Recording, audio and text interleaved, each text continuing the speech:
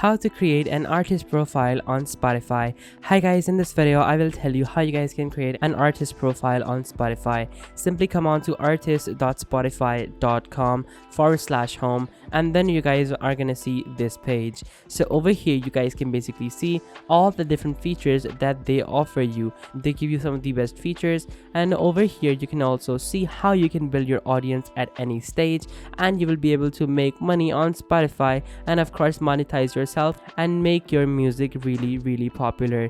To get started, click on the top right on get access, and then after that simply click on artist or manager, and then after that it's gonna basically ask you just a few more questions, and then now from over here just simply log in with your Spotify account, and then from over here click on continue, and then you will be able to claim your Spotify profile.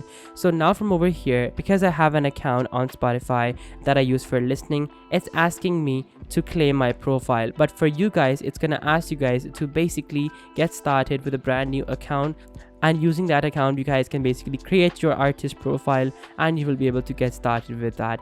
So guys, that is basically how you can create an artist profile on Spotify. Thank you so much for watching. Take care. Till next time. Goodbye.